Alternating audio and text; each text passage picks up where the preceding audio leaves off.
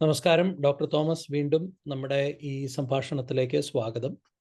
ഇന്ന് എനിക്ക് ചോദിക്കാനുള്ളത്, മാനസിക രോഗങ്ങൾ പലതുണ്ട്.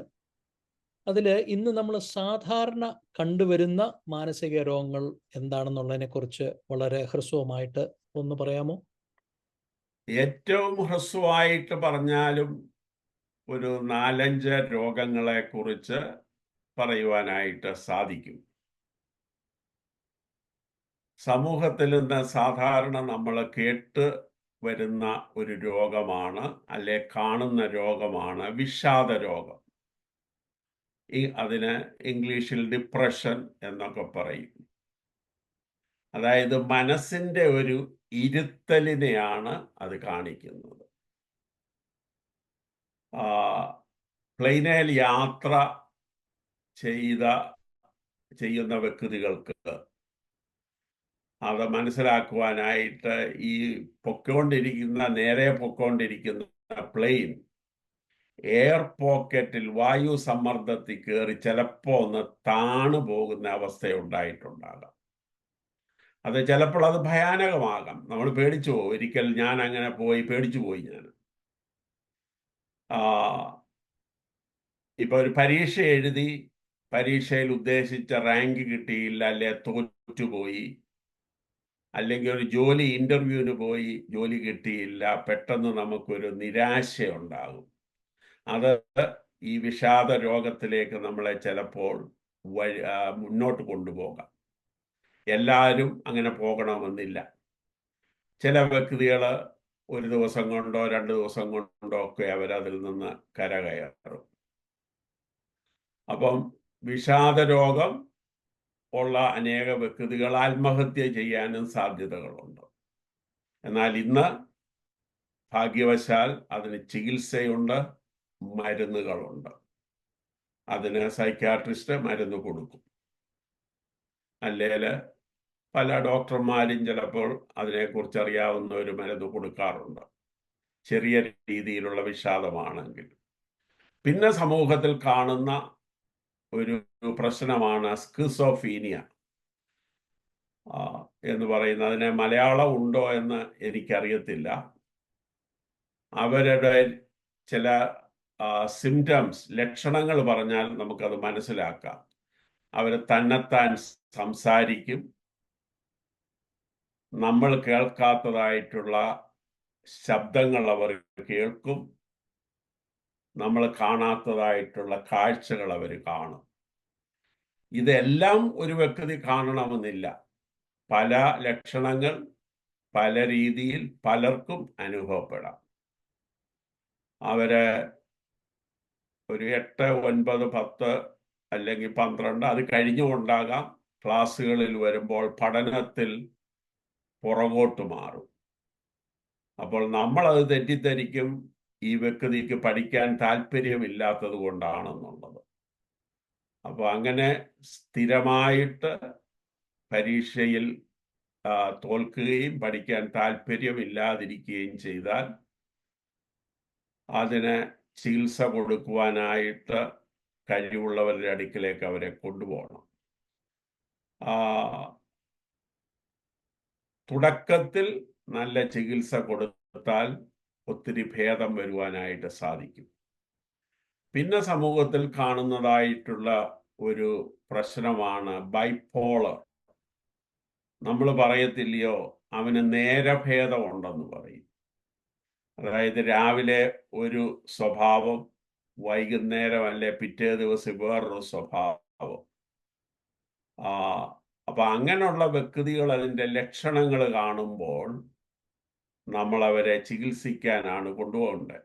ഞാൻ ഒരു ഉദാഹരണം പറയാം. ഒരു ചെറുപ്പക്കാരൻ വളരെ ചെറുപ്രായത്തിൽ മാതാപിതാക്കളെയും വല്യപ്പനെയും വല്യമ്മച്ചിയെയും ഒക്കെ അടിക്കുന്ന സ്വഭാവമുള്ള ഒരു വ്യക്തി ഉണ്ടായിരുന്നു. അന്ന് എല്ലാവരും കൈകൊട്ടി ചിരിച്ചു, എൻ്റെ മോൻ മിടുക്കനാണെന്ന് പറഞ്ഞു. അല്ലെങ്കിൽ അവനെ അതിന് ഒരു ഒരു ഒരു പ്രശ്നമായിട്ട് ആരും കണ്ടില്ല. അവൻ കഴിവുള്ള വ്യക്തി, ആരോഗ്യമുള്ള വ്യക്തി. പക്ഷെ പിൽക്കാലത്ത് അവൻ ഈ ബൈപോളർ എന്ന് പറയുന്ന രോഗം വന്ന വലിയ ഒരു രോഗിയായിട്ട് അവൻ തീർന്നു. അവിടെ തെറ്റ് കാണിച്ചത് എവിടാണെന്ന് ചോദിച്ചാൽ ചെറുപ്പത്തിൽ തന്നെ അവന് കൊടുക്കേണ്ടതായിട്ടുള്ള കൗൺസിലിങ്ങും ട്രീറ്റ്മെന്റും ഒക്കെ കൊടുക്കണമായിരുന്നു. പിന്നെ ബോർഡർ ലൈൻ പേഴ്സണാലിറ്റി ധാരാളം വ്യക്തികൾക്കുണ്ട്. പക്ഷേ അത് ആരും അംഗീകരിക്കുന്നില്ല. ബോർഡർ ലൈൻ പേഴ്സണാലിറ്റിയെ കുറിച്ച് ഞാനൊരു ബുക്ക് എഴുതിയിട്ടുണ്ട്. അത് ഫലപ്രദമായിട്ടുള്ള മരുന്നുകൾ ഇന്നും അതിന് ലഭ്യമല്ല. അവര് അംഗീകരിച്ചാൽ കൗൺസിലിംഗ് മുഖാന്തരം കുറച്ചൊക്കെ ഹെൽപ്പ് ചെയ്യാനായിട്ട് സാധിക്കും. നമുക്ക് തുടർന്നുള്ള പല സെഷനുകളിൽ ഈ രോഗങ്ങളെക്കുറിച്ച് കൂടുതലായിട്ട് പറയുവാനായിട്ട് നമുക്ക് ശ്രമിക്കാം. ഈ ചോദ്യമായിട്ട് ഫോളോ അപ്പ് ചെയ്യാൻ ആഗ്രഹിക്കുന്ന മറ്റൊരു ചോദ്യം, ഈ തരത്തിലുള്ള ഈ സാധാരണ വളരെയധികം സർവ്വസാധാരണമായ ഈ അസുഖങ്ങളുള്ളവരെ അവരെ സഹായിക്കാൻ നമുക്ക് എന്ത് ചെയ്യാൻ കഴിയും? സമൂഹത്തിലും കുടുംബത്തിലും പരിചയത്തിലൊക്കെ ഉള്ളവർ, നമ്മളാരും സൈക്കാട്രിസ്റ്റോ ഡോക്ടറോ ഒന്നുമല്ല, പക്ഷെ നമുക്ക് അവരെ എങ്ങനെ സഹായിക്കാൻ കഴിയും? നമ്മൾക്ക് പല വിധത്തിൽ അവരെ സഹായിക്കാൻ സാധിക്കും. ഉദാഹരണമായിട്ട് ഒരു വ്യക്തി നിരാശ കൂടി അല്ലെങ്കിൽ നിരാശയുടെ വേറൊരു വകഭേദമായിരിക്കുന്ന വിഷാദ രോഗത്തിലേക്ക് വഴിതെറ്റിപ്പോകുന്നുവെന്ന് നമ്മൾ കണ്ടു കഴിഞ്ഞാൽ ആ വ്യക്തിയെ നമുക്ക് ഉത്സാഹിപ്പിക്കാൻ സാധിക്കും, കൈത്താങ്ങൽ കൊടുക്കാൻ സാധിക്കും, ഒരു നല്ല കൂട്ടുകാരനോ കൂട്ടുകാരിയോ ആയിട്ട് അവരുടെ കൂടെ നടക്കാൻ സാധിക്കും. ഇതൊന്നും വിജയിക്കുന്നില്ല എങ്കിൽ അതിന് പരിശീലനം ലഭിച്ച എക്സ്പീരിയൻസ് കൗൺസിലേഴ്സ്, സൈക്കോളജിസ്റ്റ്, സൈക്യാട്രിസ്റ്റ് ഇവരുടെ അടുക്കലേക്ക് കൊണ്ടുപോകാൻ സാധിക്കും. നമുക്ക് അവർക്ക് വേണ്ടി പ്രാർത്ഥന ചെയ്യുവാനായിട്ട് സാധിക്കും. പിന്നെ സമൂഹത്തിന് നമ്മളെപ്പോലെ ഉള്ള വ്യക്തികൾക്ക് ചെയ്യാൻ സാധിക്കുന്ന ഏറ്റവും പ്രധാനപ്പെട്ട സംഗതി അവരെ മോശമായിട്ട് ചിത്രീകരിക്കാതിരിക്കാൻ ശ്രമിക്കണം. അവരെ ഒരിക്കലും ഒരു വേറിട്ട് ഒരു വൃത്തികെട്ട അല്ലെങ്കിൽ മോശമായ വ്യക്തിയായിട്ട് നമ്മൾ ചിത്രീകരിക്കരുത്.